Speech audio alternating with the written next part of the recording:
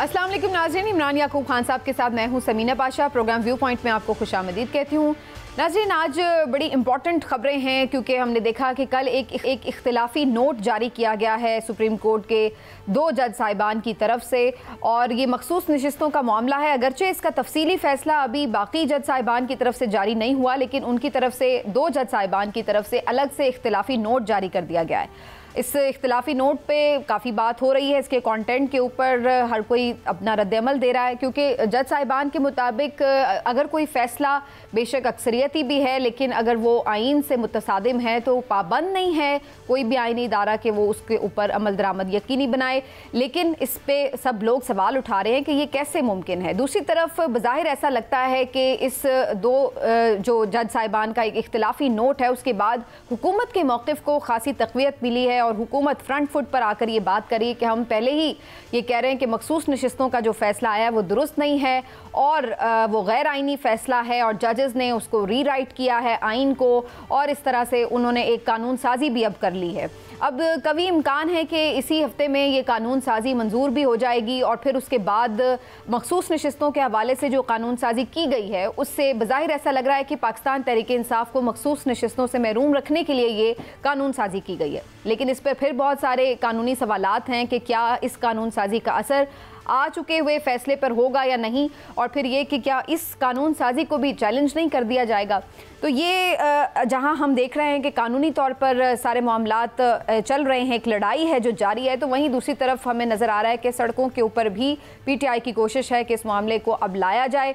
और अब हम देख रहे हैं कि कल सवाबी में एक बड़े जलसे का उन्होंने ऐलान कर रखा है। इसके साथ साथ दीगर रहनुमाओं की मुलाकातों का सिलसिला भी शुरू हो चुका है। आज हमें हुकूमती जमात के भी कैंप में कुछ हलचल नज़र आ रही है, और मरी में एक ठीक ठाक अहम बैठक लग चुकी है जहाँ पर नवाज शरीफ साहब मौजूद हैं, मरीम नवाज साहिबा भी वहाँ पहुँची हैं, इसहाक डार साहब भी पहुँचे हैं, और कुछ मुशावरत हो रही है। वो मुशावरत किस सिमत जा सकती है, इस पर जायज़ा लेना बड़ा ज़रूरी है, क्योंकि इत्तेहादी जो जमात है पीपल्स पार्टी वो भी कुछ अपनी बेचैनी मुख्तलिफ जगहों पर शो कर चुकी है।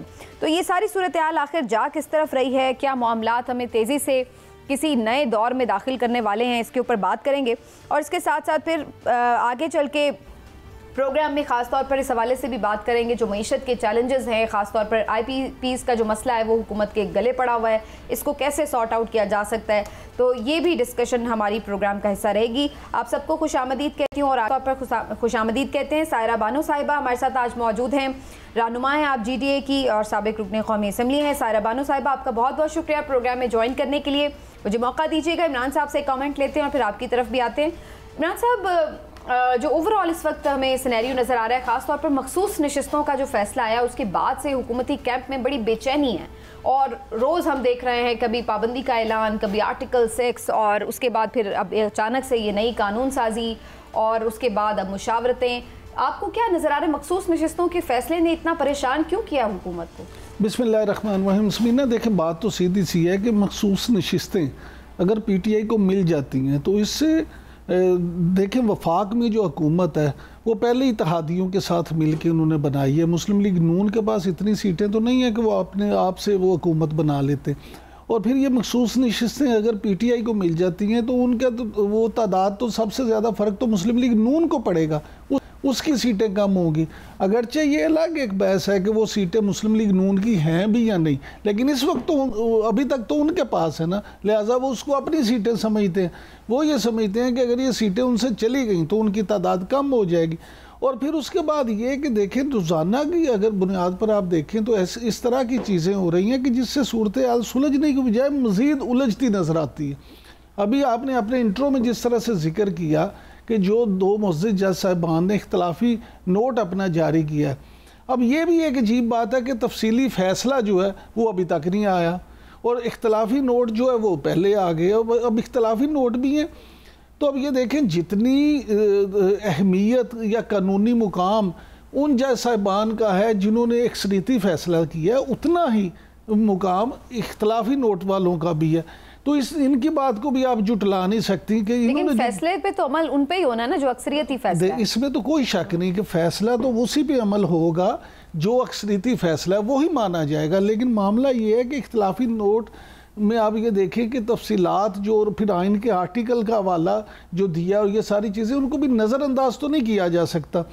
और फिर इसके अलावा ये एक बात है कि वो हम जो हमेशा बात करते हैं, हालांकि अदालतें जो है इस पे बुरा भी बनाती हैं कि जी अदालतों में भी रिफ्ट है या इस तरह से मामलात हैं, वो चीज़ें भी अब खुल के सामने आ रही हैं। तो ये सारी चीज़ें हैं वो मुल्क को मज़ीद अनारकी की तरफ लेके जाती हैं, नज़र आती हैं। और फिर सबसे अहम इन हालात में जो आपने पीपल्स पार्टी की बात की, तो मैं पीपल्स पार्टी की उस बात पे यही कहूँगा कि ये पीपल्स पार्टी जो है वो सिर्फ, मैं हमेशा कहता हूँ कि कंपनी की मशहूरी के लिए बातें करते हैं। उनका ना वो उस पर तो मैं अभी तफसील से अलग से भी बात करती हूँ, लेकिन सायरा बानो साहिबा से भी इस बात के ऊपर ज़रूर राय लूँगी कि जज साहिबान की तरफ से इख्तलाफी नोट आया, उन्होंने इस बात पे भी हैरत का इजहार किया कि अभी तक तफसीली फैसला जारी क्यों नहीं हो रहा। अगरचे हम इससे पहले देख चुके हैं बाज़ औक़ात बहुत टाइम लग जाता है, तफसीली फैसले जारी नहीं होते, लेकिन इस दफ़ा बहुत ज़्यादा सबको इंतज़ार है तफसीली फैसले का।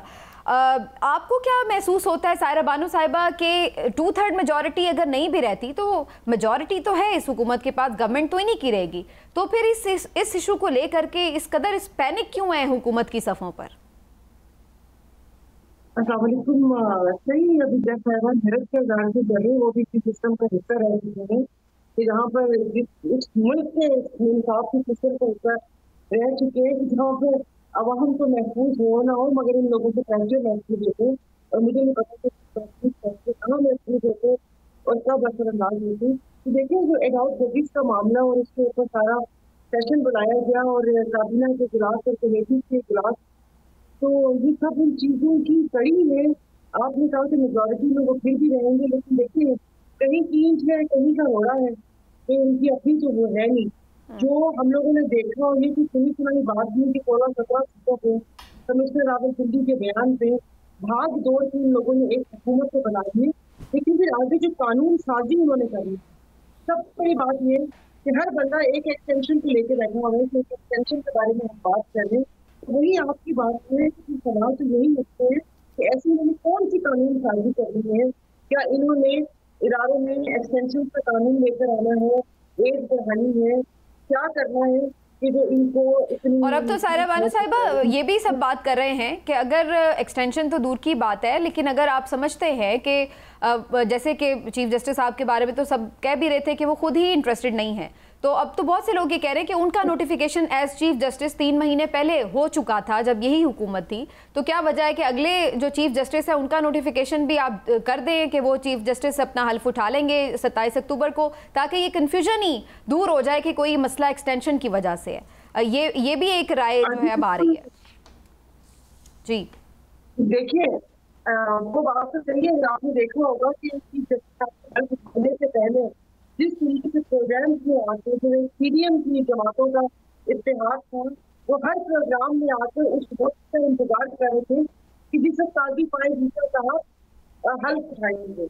मतलब ये इतना जिक्र कर रहे थे कि मैं बार बार आपको ऐसे काम में बता रही हूँ कि मुझे हैरत थी कि दुनिया अगर दूसरे का इंतजार कर रही है और सीडीएम की जमातें जो काजी पाए जिसका था, तो दाल में तो देखिए उसमें भी ज़्यादा नजर आ रहा था कि कैसे एक जमातें जिनका माजी और हाल और मौजूदा जो उनकी कैसे थी, तो आजकल हमारे सामने है और जो एक जजिस की उनकी तैनाती पर इतने सारे खास जाके बैठे हुए थे और फिर उसके बाद इस तरीके से मियाँ साहब आए और सारा कुछ सुबह जिस तरीके से रिलीफ मिला।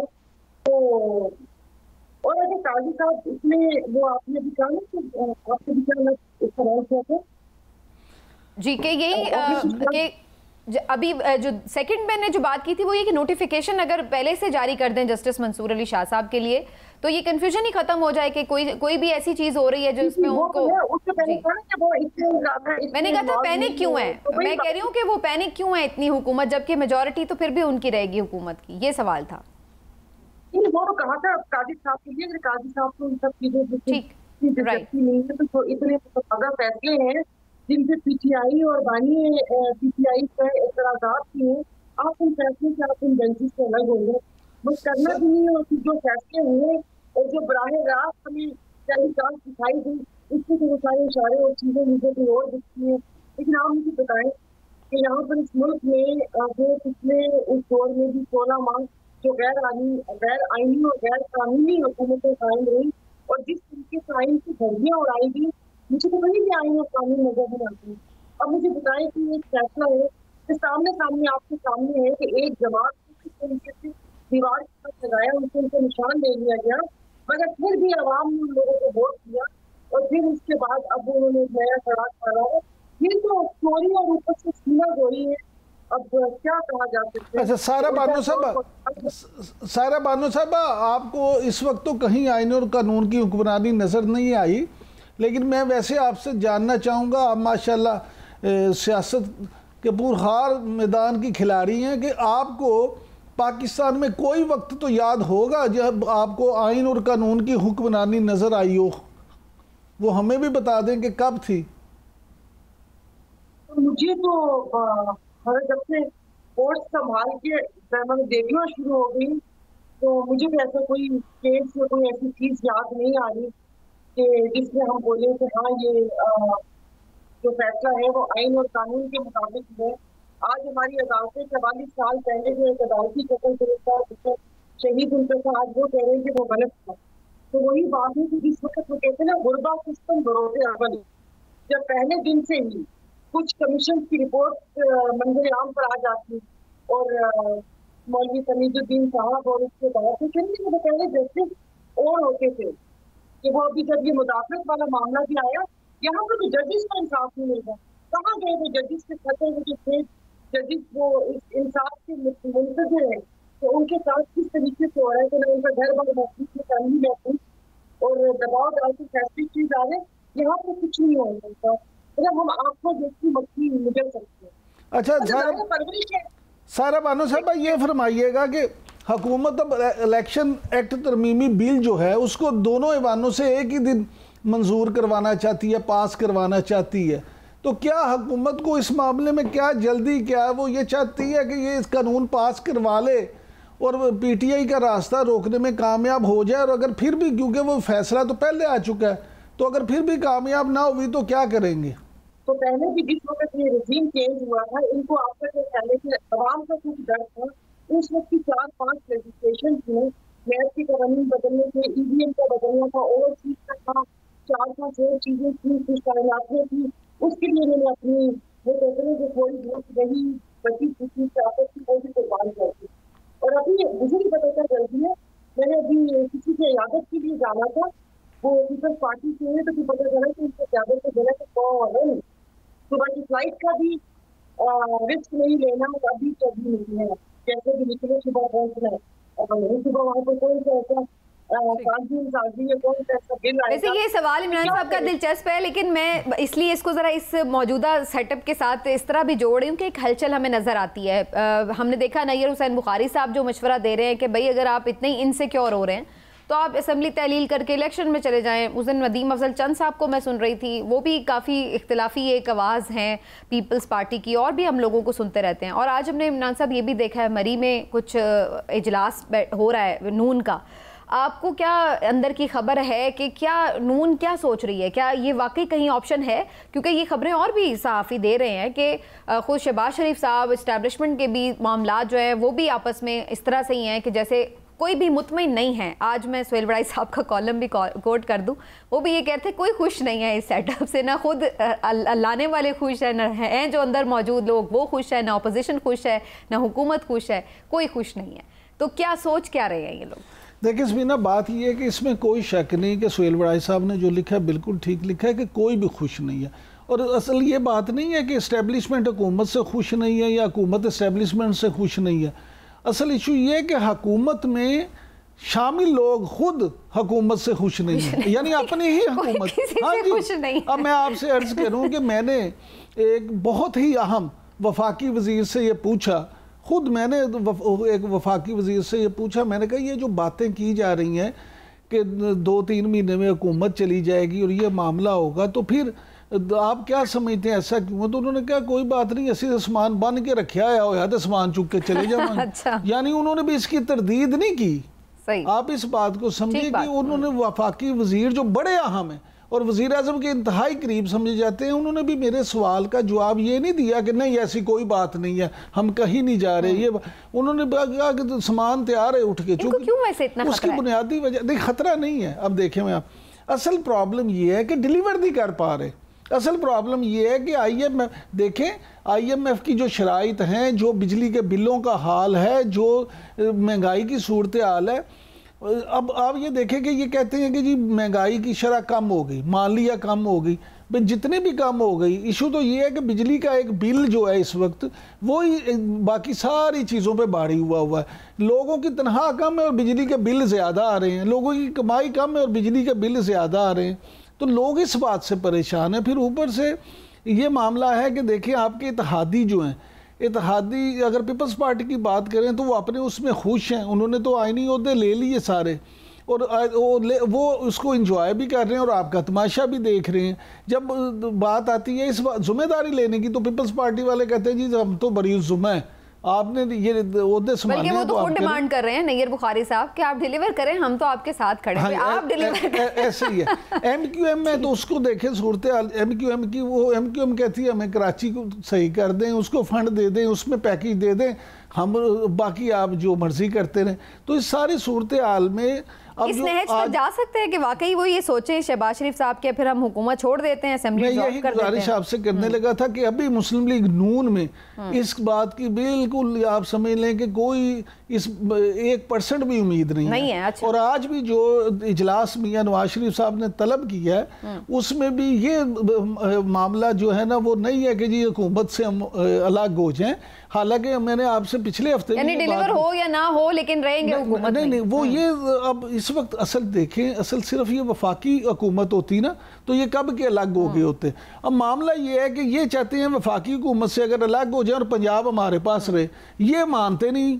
इतनी मुश्किल में फंसी हुई हुकूमत है, मुझे तो तरस आना शुरू हो गया। ज़ाहिरा बानो साहिबा बेचारे किस तरफ जाए, क्या करें, डिलीवर नहीं कर वो बहुत शौक था इनको इक़्तिदार में आने को और अपना नाम लिखवाने का। तो अब वो क्या कहते हैं गले में ढोल बांधा है तो गुजाक रक्स भी करे ताकि हम सब महफूज हैं। तो पीपल्स पार्टी महफूज हो रही है इनके रक्स से। और अभी आप देख रहे हैं, अभी हम IPC से बात आप कर रहे हैं और काफी प्रोग्राम शुरू हो रहे हैं। आप जमीन में कभी डॉट्स में आकर देखें कि ये क्या गौहर एजाज साहब से शॉर्ट इमेज बनाने की कोशिश की जा रही है, क्योंकि हमारे यहाँ पे यही होता है ना कि पहले से वो एक इमेज बनना शुरू हो जाता है। मतलब IPC के जी वो खुद निगरान भी रहे हैं, उस वक्त नहीं वो बोले, अब अचानक से उन्होंने आके कबीर मुद्दा में देखें तो हमारे यानी कि फौजी फर्टिलाइजर उनकी भी 2-3 कारखाने हैं जिनके मंशा था, फिर हुकूमत वाले, फिर ये सारा कुछ अब उस चीज को छेड़ के बैठे हैं कि ये जो वादे हैं वो कानून के तहत, जो इंटरनेशनल कवानीन के तहत आप उनको नहीं खत्म कर सकते, आपको उसको पूरा चलाना है। हाँ, बात कुछ हो सकती है कि यहाँ पर आपने जिनको नवाजा, जिनको आपने 1 रुपए में बिल पास सीमेंट इंडस्ट्री दी, 1 रुपए में MCD गैस दिए, उन लोगों से आप बातचीत कर सकते हैं। बाकी बोला कुछ नहीं है। मुझे तो जमात इस्लामी के भी जो मुतालबात है, हाँ महंगाई के उसमें है, टैक्सेस में कमी हो सकती है। IPC पर जो वो कहते हैं जो टॉप हमारे गले में पड़ा है उसको नहीं उतारा जा सकता, उसके लिए बहुत बोल्ड स्टेप लेने पड़ेंगे जिसमें इतनी रीढ़ की हड्डी किसी भी सियासतदान में नहीं है, क्योंकि या तो वो बैरक गैस के नीचे दबे हुए होते हैं या उनके ऊपर कोई और हुकूमत कर रहे होते हैं। तो ये जो मामला है कि एक तरफ से दूसरी एक जो कौमी गवर्नमेंट या फिर टेक्नोक्रेट गवर्नमेंट, वो भी एक ऑप्शन रखा हुआ है जिसके लिए इनका एक इमेज बनाया जा रहा है। इनकी पिटीशन भी लग गई सुप्रीम कोर्ट में, हाई कोर्ट में। जी बिल्कुल, ये आज ये बड़ी खबर है कि आगे चल के जो है अगर ये लोग मजीद डिलीवर नहीं करते, अगर फासले इसी तरह आ रहे हैं मुक्तदरा में और हुकूमत में, तो आगे चल के कोई नेशनल गवर्नमेंट या फिर टेक्नोक्रेट सेटअप टाइप जो कोई चीज है। जी, और आप मुझे बताएं कि ये मुस्तफा कमाल पाशा, कमाल मुस्तफा, क्या यही नाम है ना पूरा? जी मुस्तफा कमाल MQM वाले ना? जी जी MQM वाले, वो पाशा ना साथ लगाए पाशा के रिजर्व राइट्स हैं जी। वो किसी दूसरे का मैंडेट चुरा कर आए, सीट उनको 150 से ज्यादा उनको अपने हल्के से वोट नहीं मिले हमें। वो एक आवाम की महंगाई का रोना रोते हुए PDM में गए और उसके बाद जो हाल हुआ आवाम ने उनको मुस्तरद कर दिया। मैं आपको बता दूं कि वो साहब भी लाइन में है कि एक नजरे करम अब इधर भी हो जाए। अच्छा, उधर टेक्नोक्रेट के लिए जो नेशनल गवर्नमेंट बने। जी अच्छा। कैसा साधो को ऐसी कौन सी अदा भागी है कि जो खा के उनको 14 सीटें कराची में से दे दी उन्होंने, पूरे कराची के हवाले कर दिया, अभी भी उनका वो नहीं हो रहा। आप एक बहरी अमूल की वजारत के ऊपर आप अपनी हुकूमतें गिराने में। अच्छा सर, ब्रेक ले लो। मुझे बड़ी देर से उन्होंने कहा एक ब्रेक ले लेते हैं, फिर आके सायरा बानो साहिबा हमारे साथ ही है, मजीद भी बात करते हैं। लेकिन वाकई ये बड़ी दिलचस्प चीज़ है कि अब अभी जबकि हुकूमत को सिर्फ 4-5 महीने हुए आए हुए, उसके बाद से ही इस तरह की चीज़ें शुरू हो चुकी हैं कि जी आगे सेटअप कैसा आना है। तो ये बड़ा हैरत अंगेज़ भी है मामला, और जाहिर है कि परेशान कुन भी। जिस स्टेबिलिटी की तलाश में 8 फरवरी का इलेक्शन कराया गया था, वो स्टेबिलिटी तो अभी तक नज़र नहीं आती। लेकिन क्या इस तरह का कोई सेटअप पाकिस्तान को स्टेबिलिटी दे सकता है? एक ब्रेक के बाद डिस्कस करेंगे, हमारे साथ रहिएगा।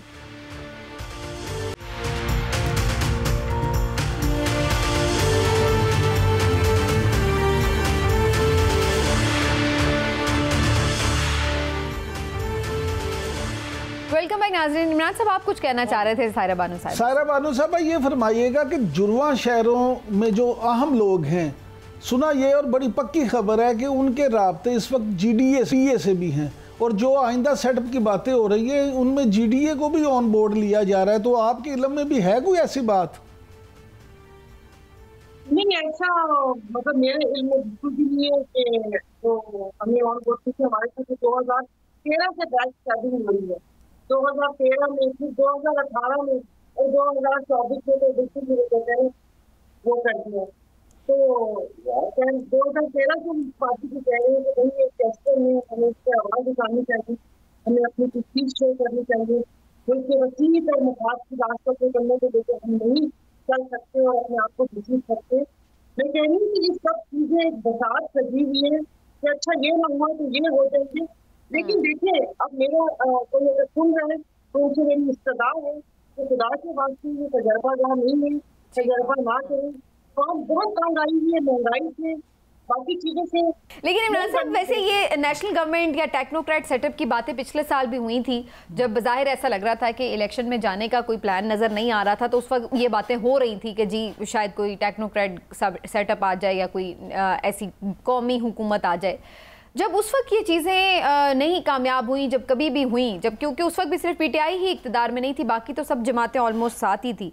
तो क्या अब ये इस तरह के फार्मूले चल जाएंगे? ये फार्मूले कितनी दफ़ा ये तजर्बे बार बार हमने करने? देखिए समीना, बात यह है कि अभी तक तो पाकिस्तान में इस तरह का कोई भी तजर्बा कामयाब नहीं हुआ, और मुझे नहीं लगता इस वक्त भी इस तरह का कोई तजर्बा इस तरह से कामयाब हो। उसकी बुनियादी वजह ये है, आप ये देखें कि यहाँ पे उसी वक्त कोई तजर्बा कामयाब होगा जब मुल्क की माशी सूरत हाल बेहतर हो सके। और माशी सूरत हाल किस तरह से बेहतर हो सकती है?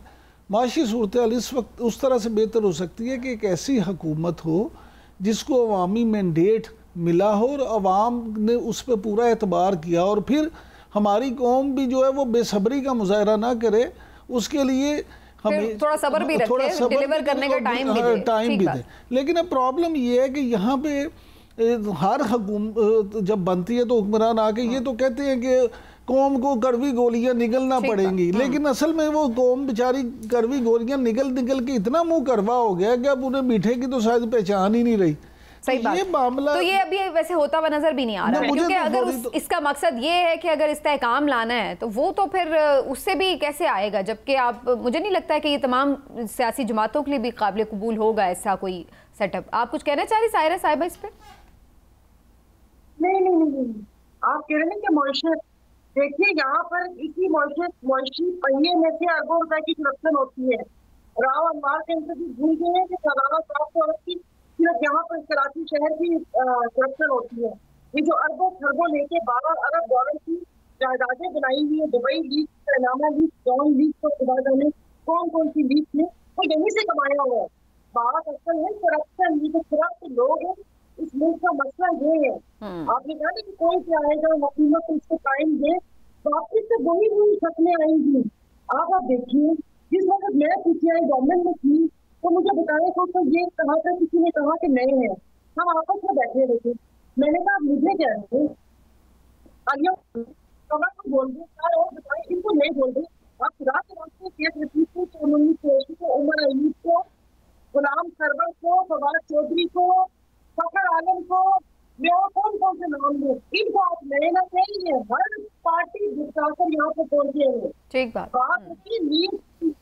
नीयत यहाँ करके कोई करना कट्टे की रस्सी छोटी करनी है, सारा भैंस का दूध कट्टा पी जाता है।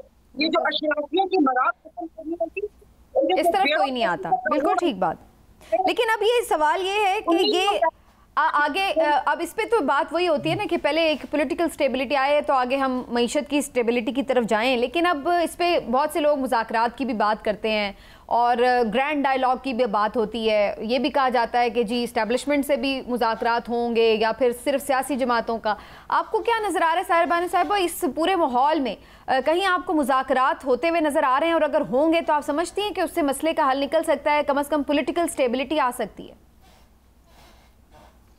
नहीं जी नहीं, वैसा नहीं हो सकता। वो बैकडोर से सुने के मुज़ाकरात चल रही हैं। ये सिर्फ सियासतदान या वो कहने की से फैसला करने का नहीं, इस टेबल सियासतदान भी बैठे हैं, मिलिट्री एस्टेब्लिशमेंट भी बैठे हैं, अदलिया भी बैठे हैं और हमारे साथ ही वो भी बैठे हैं। जब तक ये मसला ये 5 सकून नहीं बैठेंगे ये यहाँ पर, तब तक बात नहीं होगी। सियासतदानों के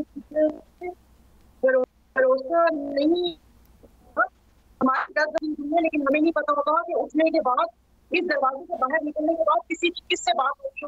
हर कोई एक दूसरे से डरा रहता है, उनको गारंटी चाहिए और गारंटी यहाँ पर सिर्फ एक ही है, इदारे की मानी जाती है। सियासतदानों का आपस में कुछ नहीं है। आप मेरी बात को जैसे भी लें, इनकी जो एक कमिश्नर रावत हिंदी के बयान के ऊपर बैठ के सिर्फ पंजाब लेना चाह रहे थे, वफाक भी लेना चाह रहे थे, फिर उन्होंने वफाक भी ले लिया।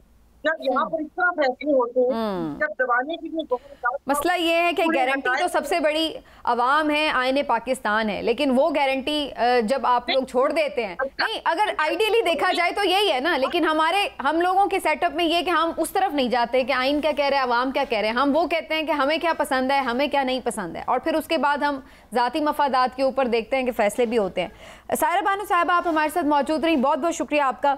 इमरान साहब सिर्फ मैं एक दो चीज़ें और डिस्कस करके और फिर हम जो है वो ब्रेक की तरफ भी जाएंगे, लेकिन शेर अफजल मरवत साहब को पार्टी से निकालने का नोटिफिकेशन हुआ और उसके बाद उस पर भी काफ़ी बातचीत शुरू हो गई। आपको क्या नज़र आ रहा है, शेर अफजल मरवत साहब के साथ ज़्यादती हुई है या वाकई उनकी गैर ज़रूरी और गैर मोहतात गुफ्तगू उनको ले डूबी? देखिए, इसमें तो कोई शक नहीं है कि वो इंतहाई गैर मोहतात गुफ्तगू करते थे, और अगर आपको याद हो कि उनके बाहर जाने से पहले इवन जो बानी चेयरमैन है इमरान खान साहब, उनकी तरफ से उनको मना भी किया गया, और फिर ये मुलाकात के लिए गए तो उन्होंने मुलाकात से भी इनकार कर दिया था। शेर अफजल मरवत साहब नो डाउट कि जब पार्टी मुश्किल में थी उन्होंने बड़ा अहम किरदार अदा किया, लेकिन बाज़ लोग शायद पीटीआई में ऐसे हैं जो शेर अफजल मरवत को भी तो सियासत की नजर हुए हैं, वो उनके साथ सियासत भी हुई है, लेकिन उसकी बुनियादी वजह और मौका उन्होंने खुद फराहम किया। ठीक। इमरान साहब, कल बानी पीटीआई ने इस पे जब जेल में उनकी गुफ्तगू हुई तो उन्होंने कहा है फिर से कि इस हुकूमत से हम क्या बात करें, ये फिर 4 हल्के खुलेंगे तो ये हुकूमत ही बाकी नहीं रहेगी, और उन्होंने कहा कि हम मुज़ाकरात के लिए तैयार हैं, चकज़ई साहब से जो चाहे मुज़ाकरात करे।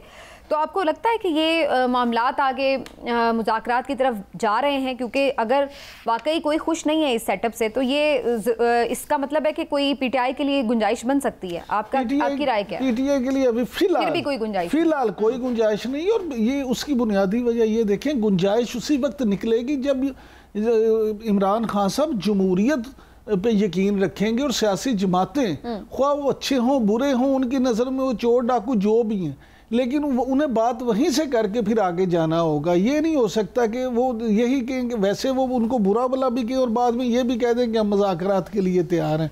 उनको अपनी सियासी जमातों के साथ मामलात को बेहतर करके फिर मुज़ाकरात। साहब, कल 5 अगस्त भी है और 5 अगस्त को हम यौम इस्तेहसाल के नाम से याद करते हैं। ये वही दिन है जिस दिन एक तरफा कानून साजी करके इंडिया ने जिस तरह से मकबूजा कश्मीर पर अपना गासबाना कब्जे को एक कानूनी जवाज़ फ्राहम किया। अब हम हर साल अब मनाना शुरू हो गए हैं, इसको मना लेते हैं और उसके बाद बात ख़त्म हो जाती है, लेकिन उसके बाद से अभी तक हमने कोई ऐसी पाकिस्तान की कामयाबी सिफारती तौर पर नहीं देखी कि जो इंडिया को ये मजबूर कर सके कि वो अपना ये इक़दाम वापस ले। आपको क्या नज़र आ रहा है, ये कल का दिन भी इसी तरह एक दिन होगा जिसमें सब मजम्मती बयानात देंगे और गुजर जाएगा, या इस तरफ किसी की तवज्जो भी है, ये कोई सीरियस इशू रहा है अब पाकिस्तान के लिए? देखिए, बात यह है कि सच्ची बात तो ये है कि पाकिस्तान के लिए सबसे सीरियस इशू जो है वो हमेशा से कश्मीर रहा है, और यौम इस्तेहसाल जो है वो मनाने का मैं ये समझता हूँ कि चले एक फ़ायदा ज़रूर है कि आप उनको ये यकीन दिलाते हैं और कश्मीरियों को एहसास दिलाते हैं कि हम आपके साथ खड़े हैं। लेकिन इसके साथ साथ जो आपने बात की वो भी बड़ी गौर तलब है कि अगर आप सिर्फ ये एक दिन मना के या एक दिन में उन्हें एहसास दिला के उनका हक तो अदा नहीं कर पा रहे। और जहाँ बात रही ये कि इंडिया को इससे क्या फ़र्क पड़ता है, तो देखिए इंडिया जो है, आपको 1001 इख्तलाफात हों, लेकिन ये मानना पड़ेगा कि इंडिया अब इतनी तरक्की की मंजिलें तय करता चला जा रहा है कि उसको इस बात ये मैटर नहीं करती कि आप उसके बारे में क्या कह रहे हैं। उसने आलमी सतह पे अपनी बेहतर सफारतकारी से, अपने बेहतर बिजनेस से, अपनी बेहतर चीज़ों से और फिर आपसे कई गुना बड़ा होने की वजह से वो मुकाम बना लिया है कि लोग अब उसकी तरफ इतनी बड़ी मार्केट है कि लोग अब उसकी तरफ देखते हैं। और लोग देखेंगे इस वक्त जो दौर है वो तो बिज़नेस का दौर है, वो कुछ लो और कुछ दो वाला है। तो पूरी दुनिया को आपसे ज़्यादा उससे मफादात है। रह गई बात ये कि जुल्म की, तो फ़लस्तीन में कश्मीर से कई गुना ज़्यादा जुल्म हो रहे हैं। जब दुनिया उसकी तरफ तवज्जो नहीं कर रही, वेस्ट आप देखें कि कितना बेहिस बना हुआ है, तो यहाँ फिर आप बाकी यहाँ कश्मीर की क्या बात रह जाती है। लेकिन इन तमाम चीज़ों के बावजूद हमें बतौर पाकिस्तानी, ठीक बात, ये सिर्फ आवाज़ तो हमें फिर भी उठाते रहना है जी। और वी होप कि हमारे अपने भी कुछ मामलात सुधरें ताकि फिर हम इन चीज़ों के ऊपर भी भरपूर सफारतकारी के ज़रिए आवाज़ उठा सकें, इंडिया को मजबूर कर सकें कि वो गासिबाना कब्ज़ा छोड़े। एक ब्रेक लेते हैं जी, ब्रेक से वापस आते हैं। डॉक्टर शाहिद हसन सिद्दीकी साहब हमारे साथ होंगे, कुछ मईशत के हवाले से बात करेंगे। क्या सुधरने का, मईशत के सुधरने का कोई इम्कान बाकी है? एक ब्रेक के बाद हमारे साथ रहेगा।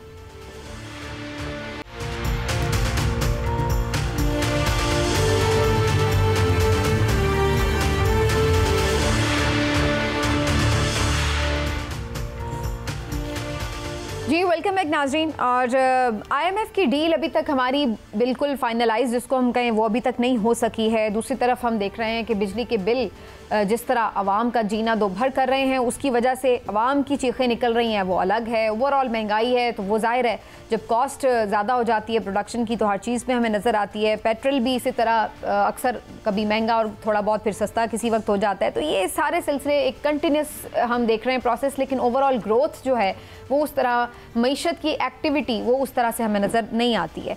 आखिर किस तरह हम इस सारे क्राइसिस से निकलेंगे, ये इतने बड़े बड़े जो कर्जे हैं ये अदा कैसे होंगे, इसके ऊपर भी बात करनी बड़ी ज़रूरी है। डॉक्टर शाहिद हसन सिद्दीकी साहब हमारे साथ मौजूद हैं आज, आप इकोनॉमिक एक्सपर्ट हैं। डॉक्टर साहब, मैं अभी देख रही थी कि एक रिपोर्ट के मुताबिक IMF से कर्ज हम लेते चले जा रहे हैं। पाकिस्तान पीपल्स पार्टी का इसमें पहला नंबर है सबसे ज़्यादा कर्ज लेने में, PMLN का दूसरा है, PTI का तीसरा है, लेकिन लिया तीनों जमातों ने कर्ज और खूब कर्ज लिया दबा के। लेकिन ये समझ नहीं आती कि इनके पास वे आउट क्या था, प्लान क्या था, ये कर्ज वापस कैसे होगा। इस वक्त भी हम इसी आसरे पे हैं कि मजीद कर्ज हमें मिल जाएगा। तो ये कर्जों के चुंगल से हम कैसे निकल सकते हैं डॉक्टर साहब? अभी तो हमें और फंसता हुआ ही नजर आ रहा है मुल्क इसमें। बहुत शुक्रिया आपका। पाकिस्तान में किसी पार्टी की हुकूमत हो, वो अपना फ़र्ज समझती हैं, अपना फ़र्ज़ कि IMF से कर्जा लें, क्योंकि अमेरिका चाहता है कि पाकिस्तान जो है वो IMF के चुंगल में रहे। और IMF की शराइत की आड़ में, जो IMF की शराइत नहीं होती, आवाम को कुचला जाता है, आवाम के ऊपर टैक्सेस लगाए जाते हैं, बिजली, पेट्रोल और गैस के नर्फ बढ़ाए जाते हैं, शरह सूद को ऊपर नीचे किया जाता है, कौमी असासे बेचे जाते हैं, तालीम का बजट कम किया जाता है, सेहत का बजट कम किया जाता है। नाम होता है IMF का, हालांकि कतई ये IMF की शराइत नहीं होती। ये बात वाज़ेह है कि IMF भी चाहता है कि हमारी मईशत कमज़ोर रहे, एतमाद का बहरान रहे, लेकिन ये हमारी अपनी पॉलिसियाँ हैं। क्योंकि अगर आप IMF के प्रोग्राम से बाहर जाना चाहते हैं मुस्तकिल, तो हम 100% जा सकते हैं। लेकिन पाकिस्तान का जो अशराफिया है, जिसे आप माफिया कह लें, जिसमें बहुत सबका मुफाद है, पार्लियामेंट का, सूबाई असम्बलियों का, स्टेट बैंक का, NAP का, property mafia, sugar mafia, stock exchange mafia, currency mafia, ये सब का एक गठजोड़ है। इनके मुफाद में है कि पाकिस्तान के 25 करोड़ आवाम को तबाह हो जाए, बेशक मईशत तबाह हो जाए, कर्जे मिलते रहें, असासे बिकते रहें और ये दौलत कमा के बाहर भेजते रहें। जब तक ये चीज़ आप कौम को साबित करके नहीं बताएंगे, आवाम का लेकिन ये कब तक चल सकता है डॉक्टर साहब? ये एक लिमिट ही होगी ना हर चीज़ की। अब हम यही देख रहे हैं कि ऐसा लग रहा है कि वो लिमिट ही हुई है। अभी तो मजीद हमें कर्जे भी मिलते हुए नज़र नहीं आ रहे और ममालिक से। IMF ज़रूर एक इस वक्त नेगोशिएशंस में है, वो भी देखिए कि सख्त शराइत पे ही मिलेगा। लेकिन सवाल वही है कि आखिर कब तक इस तरीके से मईशत को चलाया जा सकता है, एक एंड तो होगा उसका। मईशत तो चलाना मकसद है ही नहीं ना, मईशत को धक्का देना मकसद है ना। मैं पहले आपको बता दूं जो आपका सवाल था, पीपल्स ये जो है आदाद शुमार होते हैं, ये बड़े मिसलीडिंग होते हैं जब उसके पीछे हकीकत ना हो। पीपल्स पार्टी को हुकूमत में दस्तावेजी सबूत हैं, IMF ने के कर्जा लेने के लिए अमेरिका ने मजबूर किया था, उसकी दस्तावेजी सबूत हैं। और ये मैंने किताबों में और अपनी किताब में और TV पर अखबारात में दर्जनों दफ़े कहा है। और मेरी तकरीर को एक दफ़ा जर्मन के लोग बैठे हुए थे, कौंसिल जनरल, उन्होंने फिर तस्दीक की थी। उन्होंने धोखा दिया था, हमारी हुकूमत ने गठजोड़ हुआ था कि आप दहशतगर्दी की जंग अमेरिका की हिकमत अमली के तहत पाकिस्तान के अंदर लड़ें, उसके बदले आपको IMF से कर्जा दिलवाया जाएगा। ये मुश्तरका एलानिया का हिस्सा है। लेकिन हुकूमत ने, स्टेट बैंक ने ये कहा, बार बार कहा उस वक्त की, कि ये तो कर्जा नहीं होगा, ये नकद रकम होगी। हालांकि सबको पता था कि ये कर्जा होगा। तो वो मजबूरन लिया गया था, नंबर एक। लेकिन जो दूसरी पार्टियां हैं, तहरीक इंसाफ भी और PMLN भी, उनको भी पता था ये धोखा है। मैंने इसको बार बार लिखा, अजीम धोखा। लेकिन वो सब खामोश रहे क्योंकि अमेरिका का मफाद था। तो पीपल्स पार्टी का हो गया। इमरान खान साहब ने जो है वो कर्जे क्यों लिए, पहले मैं आपको, वो कर्जे नहीं ले रहे थे, मईशत तबाह हो गई। तो एक इम्पोर्टेड गवर्नर स्टेट बैंक थे, उन्होंने ये कहा कि जी आप IMF का प्रोग्राम सस्पेंड कर दें, जो लिया था 21 माह तक सस्पेंड किया, कई हज़ार अरब रुपए की लोगों को मराद दी, बेतहाशा इंपोर्ट्स इंक्रीज़ की जो कभी नहीं की थी, और उसके नतीजे में मईशत बहरान का शिकार हो गई। उस अरसे में कर्जा नहीं मिला। लेकिन आखिर में जाते जाते उन्होंने, जब तहरीक अदम एतमाद की बात हो रही थी, तो बिजली के नर्ख कम करके IMF से मुआहदा तोड़ दिया, इसलिए उनके कम थे। तो अब ये जो हुकूमत आई, मैं आपको आज रिकॉर्ड पे बता रहा हूँ कि $3 अरब का अभी इन्होंने कर्जा लिया था जुलाई में। अब ये $7 अरब का कर्जा, ये फाइनल बिल्कुल मिल जाएगा आपको। कुछ शराइत उसकी हैं, लेकिन वो हम ना लें तो हम तो जिंदा ही नहीं रह सकते। लेकिन जो चीज़ आपने इशारतन कही वो मैं खुल के बता दूँ, अगर IMF से कर्जा मिल जाए, आलमी बैंक से मिल जाए, सबसे मिल जाए, अगर चीन, सऊदी अरब और UAE अपने कर्जों को रीरोल ना करें, डिपॉजिट्स को, तो हम मुसीबत में आ जाएंगे, हमारी गर्दन उनके हाथ में। लेकिन ये तमाम चीज़ें करने के बाद, रोल ओवर करने के बाद भी आप अपने बैरूनी कर्जे अदा नहीं कर सकते। उसके लिए फिर हम चीन से बात कर रहे हैं कि आप अपने कुछ कर्जे रीशेड्यूल कर दें। उसका सबूत ये है कि हमने बजट की तारीख बढ़ाई थी और ये कहा था जी हम सरमायाकारी लेने चीन जा रहे हैं। वो तो आप बजट के बाद भी जा सकते थे। आप ये कहने गए थे कि जी हम हाथ खड़े कर दिए थे कि जी हम तो आपके पैसे अदा नहीं कर सकते, तो आप उसको भी रीशेड्यूल करें। तो ये लड़खड़ाती हुई मईशत है। इस वक्त जो साजिश हुई है, लेकिन इस वक्त तो डॉक्टर साहब जो सबसे बड़ा मसला आवाम के लिए बन गया है वो तो ये बिजली के बिल हैं। और इसके ऊपर अब हर कोई बात तो कर रहा है कि कैपेसिटी पेमेंट्स की वजह से है या IMF की वजह से या जिस भी वजह से है, बात ये कि आवाम को तो बिजली का महंगा बिल देना पड़ा। मैं सुन रही थी चेयरमैन वापडा जो हैं वो ये कह रहे थे कि नजरसानी मुमकिन नहीं है मुआहदों के ऊपर जो IPPs के साथ हुए हैं, तो उनको खरीद लेना चाहिए। क्या ये ऑप्शन काबिल अमल है? ये बिल्कुल गलत बातें कर रहे हैं। पहले मैं वो जुमला पूरा कर दूं, रिकॉर्ड पे बता दूं कि 37 माह के बाद ये IMF के पास अगले प्रोग्राम में दोबारा जाएंगे। हालांकि ये कह रहे हैं ये आखिरी प्रोग्राम ही नहीं होगा, फिर जाएंगे जो खुदकशी होगी। अब आपके सवाल का देखिए, बात ये है, बिजली के जो ऊंचे बिल आज से नहीं है। आपको याद है 2018 से पहले इमरान खान बिल जलाया करते थे, याद होगा आपको। ये अचानक आज उठा क्यों है? ये भी तो एक साजिश है ना। ये उठा क्यों है मसला? इसलिए कि इसके 3 हिस्से हैं।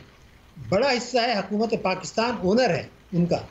अगर उसमें कैपेसिटी पेमेंट आप ख़त्म कर दें, कल ख़त्म कर दें, तो आपका बजट खसारा बढ़ जाएगा। दूसरा बड़ा हिस्सा चाइना का है। अब आप उनसे कर्ज़ों की रीशेड्यूलिंग भी मांग रहे हैं, उनसे डिपॉजिट भी मांग रहे हैं, उनको आप मुनाफा देने पे भी कह रहे हैं जी रेफ़र कर दें, वो भी आप नहीं कर सकते।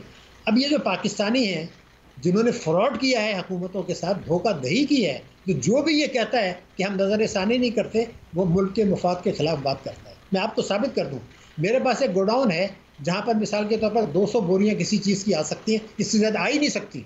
मैं हुकूमत पाकिस्तान से मुआहदा करूं कि जी मैं 10,000 बोरी उसमें रखूंगा और 10 साल तक रखूंगा, आप मुझे रेंट दे दें। अरे भाई, जब आपके पास कैपेसिटी नहीं है उसको ट्रांसमिट करने की, आपके पास कैपेसिटी नहीं है उसको तफसील करने की, तो फिर ना उसकी डिमांड है, तो ये तो धोखाधड़ी है, फ्रॉड के ज़रिए हुआ था। तो मैं तो 2000 कई साल से कह रहा हूँ, इसका एक ही तरीका है। ये पाकिस्तानी भाई जो हमारे हैं जिन्होंने बड़ा लूटा है इस मुल्क को IPPs के जरिए, उनका नाम ECL में आज आप डाल दें, मैं आपको बता रहा हूँ। उनके आप टैक्सेस के मामला खोदें, बहुत उन्होंने लूटा है, और उनके नाम ECL में डाल के टैक्सों के मामला, उनके जो उन्होंने नाजायज़ तरीक़ों से कर्जे माफ़ कराएं वो उनके अकाउंट खोल दें, फॉरेंसिक ऑडिट कराएं, ये हाथ जोड़ेंगे कि जी हमसे नजरसानी कर दें। अच्छा देखिए, अशराफिया की मैशत हम नहीं चाहते, मैं इसका आपको सबूत दे दूं। देखिए, शहबाज शरीफ साहब ने, वज़ीर आज़म पाकिस्तान ने कहा 15,000 अरब रुपया FBR कम वसूल कर रहा है एक साल में। वज़ीर ख़जाना ने कहा 6,000 अरब सालाना की चोरी हो रही है, और अब 15,000 अरब तो सिर्फ FBR है, पूरे पाकिस्तान का ले लें तो 22,000 अरब है। आप इसका 1/3 भी ले लें तो आपके मसले हल हो जाते हैं। ये IPP से आपको मिलेगा भी तो चंद सौ अरब। तो ये जो सियासतदान कूद पड़े हैं, इसमें मैं पूछना चाहता हूँ कि वो आज क्यों कूदे हैं। ये जो गौहर एजाज साहब को हैं, जब आर्मी चीफ ने कहा था निगरान हुकूमत के दौर में कि आप बिजली की चोरी रोकें, ये सब करें, तो उस वक्त उनको कहते जी ये मामला भी आप तय करा दें। एक लफ्ज़ कोई नहीं बोला उस वक्त, एक लफ्ज़ नहीं बोला। आज जो अचानक गठजोड़ हुआ, लड़ाई है टेक्सटाइल की और जो है बिजली पैदा करने वालों की, सियासतदान उसमें खामखा कूद गए। अगर इनको कोई मुतालबा करना है तो ये करें कि ये जब आप 15,000 अरब सालाना खुद चोरी कह रहे हैं, आप इसका हिस्सा वसूल कर लें। उससे बिजली के नरखों में जितनी कमी आएगी वो तो 10% भी नहीं आएगी, IPP से चंद सौ अरब रुपये आएंगे। एक दूसरा मैं आपको बता दूं, मिसाल के तौर पर मैं आज कहता हूं कि इनके मामला तय हो गए, ये बिजली के नर्ख गिरा देते हैं। इस साल बिजली का अफरात ज़र का हदफ है 12%, मैं रिकॉर्ड पे कह रहा हूँ। इसके बाद आप ये रिलीफ दे दें, मैं गारंटी कर रहा हूँ कि 12% से ज़्यादा रहेगा अफरात ज़र। हुकूमत को भी पता है, सबको पता है। हल क्या है कि आप ये टैक्सों की चोरी हो रही है, आप लगा नहीं रहे। 15,000 अरब रुपये, 22,000 अरब रुपये मुकम्मल, इसके एक हिस्से को रोकने की कोशिश करें। मगर अशराफिया नहीं चाहती, ताजिर सनतकार नहीं चाहते, स्टेट बैंक नहीं चाहता, FBR नहीं चाहता, सियासतदान नहीं चाहते, पार्लियामेंट नहीं चाहता, स्टॉक एक्सचेंज वाले नहीं चाहते। ये सब का गठजोड़ है। हम तो ये मुतालबा करें कि जी ये 15,000 22,000 आप वसूल करने की कोशिश करें, बड़ा हिस्सा, और हमें रिलीफ दे दें।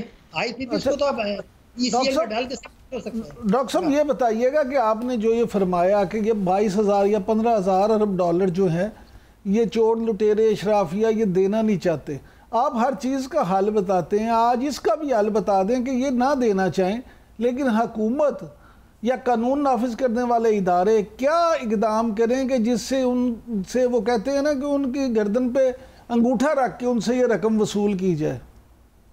मोहतरम, आपने बात की है, मैं आपसे बता दूं, मैं जो अर्ज़ कर रहा था, अभी बार बार खुल के कह रहा था, पाकिस्तान की पार्लियामेंट, पाकिस्तान की सियासी पार्टियाँ, पाकिस्तान का स्टेट बैंक, पाकिस्तान की सूबाई असम्बलियाँ, हमारी आला अदलिया ये नहीं चाहते। पहले तो आप ये कानून तो बनाओ भाई खुदा के लिए कि वफाक और सूबे 6 लाख रुपया सालाना से ज़्यादा जिस किसी की भी आमदनी है हम उससे टैक्स लेंगे। पहले कानून तो बना दें। आप तो कानून ही नहीं बना रहे, तो कानून बनाएंगे तो लेगा। फिर आप टैक्स एमनेस्टी दे देते हैं। कौन सी हुकूमत वज़ीर आज़म है जिसने टैक्स एमनेस्टी नहीं दी? मैं आपको बताऊंगा। तो फिर आप FBR तो चोर है, नाहल भी हैं, लेकिन क्या हुकूमत ने टैक्स लगा दिया है? अगर आप लगाएंगे, पेट्रोलियम लेवी कम करेंगे, GST कम करेंगे, तो फिर वसूली भी होगी। ये गठजोड़ है।